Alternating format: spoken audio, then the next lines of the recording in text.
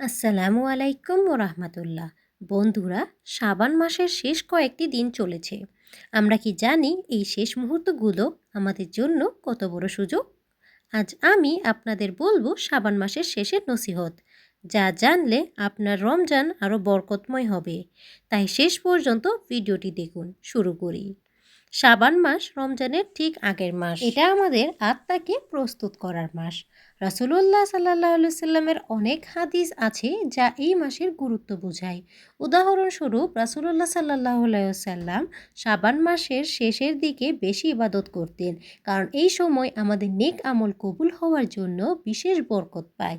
তাই আমরা ছোট ভুলে এই সুযোগ হাতছাড়া করতে চাই না। এই মাসে আমরা যদি আল্লাহর দিকে মনোযোগ দেই, দোয়া করি, রোজা রাখি, তাহলে রমজান মাস সহজ ও বরকতময় হয়ে ওঠে।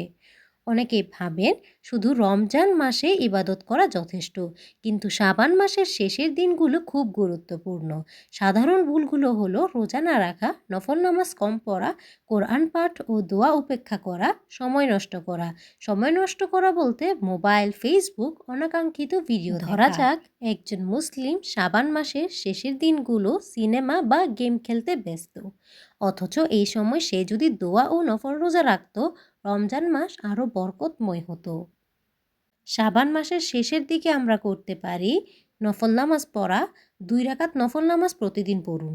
এটি হৃদয়কে আল্লাহর দিকে মনোযোগী করে, বিশেষ করে শেষের দিনগুলোতে। কোরআন পাঠ ও দোয়া। শাবান মাসের শেষের রাতে কোরআন পড়ুন। ছোট ছোট দোয়া করুন, নিজের জন্য, পরিবারের জন্য এবং মুসলিম উম্মার জন্য। সদকা ও গৃহের ইবাদত করুন। পরিবারের মানুষকে উপদেশ দিন, সদকা করুন। ঘরের ছোট ছোট কাজও ইবাদত হিসেবে গণ্য হয়। শিশুকে শেখান আল্লাহর দিকে মনোযোগ দেওয়ার গুরুত্ব। মনোযোগ দিন, ছোট ছোট আমল বড় ফল দেয়।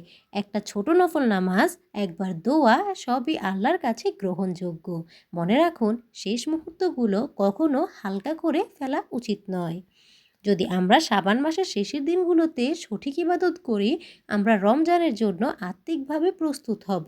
আমাদের নেক আমল বৃদ্ধি পাবে, আমাদের হৃদয় আল্লাহর দিকে আরও কাছাকাছি হবে।